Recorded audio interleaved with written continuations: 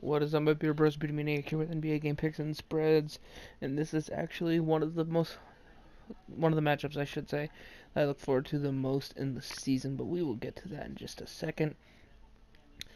We got the Bucks at the Cavaliers. Bucks by 10. I don't think the Cavaliers can win this one unless somebody important like Giannis doesn't play, and if the people who rest, like Brogdon and stuff like that, then the Cavaliers, I believe, can win this, but I'm still going Bucks here. I think just overall they're a different animal, tougher team, and they got more to fight for because they're still trying to lock up the number one seed, while the Cavaliers really aren't trying to lock up anything. They get the Pelicans at the Magic. Magic by 8.5. I'm gonna pick the Magic to win and cover. They're still fighting for that last seed in the East.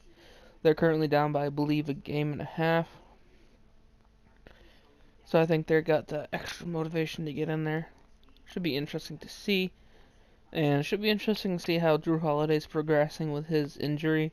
He's been out for a while now, but don't rush him back and make it worse. They got the Celtics at the 76ers. That's the matchup I was most excited about. ESPN, 7 p.m. Eastern, 4 p.m. Pacific time. Philadelphia is currently favored by 3.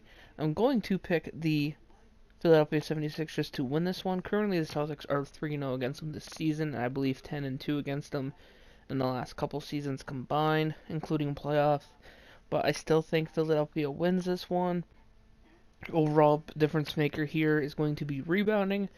Celtics, whether it's Marcus Morris, Tice, Aaron Baines, Al Horford, they don't rebound too particularly well. And when you're going up against a beast like Joel Embiid and Boban, then you got issues. 3-point spread I think is good though, because I think it's going to be a close game. Then you get the Jazz at the Knicks. Jazz by 12. I think they win and cover. They are fighting to get the best playoff spot possible, and best of luck to them because I'm rooting for them in the West. And you get the Wizards at the Bulls. Two teams fighting for really nothing. 11 games left. Wizards are technically still in the playoff chase, but they're 4.5 back, so it's not likely. Washington's favored by 2.5. I think Bradley Beal carries them to victory yet again. You get the Rockets at the Grizzlies. Rockets by 5. I think they win and cover.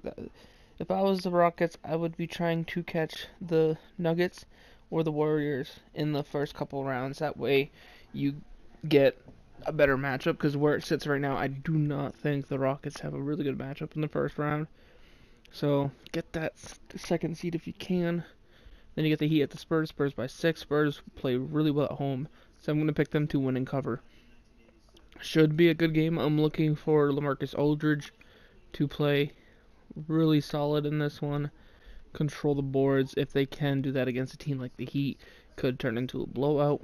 But I respect the Heat, so I think it will be relatively close. 6-point spread. A little bit on the larger end for a game like this, but I'm going to pick the cover just because I think the Spurs at home, I think they're easily capable of doing it. They get the Raptors at the Thunder. Thunder by 4.5. ESPN, 9:30 p.m. Eastern, 6:30 p.m. Pacific time.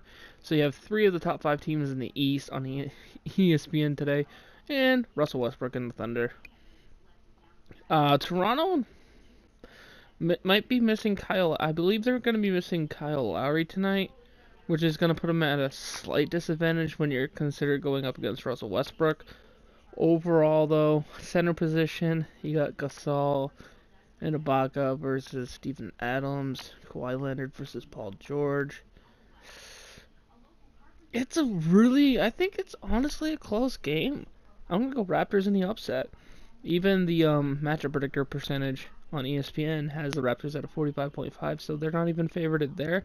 I think they'll win and cover, though. I think they'll have the advantage rebounding, and I think that's going to get them to victory. Plus, I don't think Russell Westbrook will shoot well tonight. He doesn't tend to shoot well. He's been shooting better lately, but he's been letting his temper go a little bit lately, too. And good defensive team like the Raptors, or at least I believe a good defensive team. Siakam's very capable of defense. Ibaka, I used to call him Ibaka all the time, and Kawhi, very solid defenders. It's going to be hard for him to get in the paint. And then you have the Mavericks Trailblazers. Trailblazers by 10. Fun fact, in my NBA 2K career, I'm actually on the Trailblazers, and where CJ McCollum's out for tonight on NBA 2K, Damian Lillard is out for my team, and it's kind of funny. Anyway, guys, thank you for watching. Don't forget to leave a like, comment, subscribe if you want. Don't feel like you have to. I'll see you guys in the next one. Peace.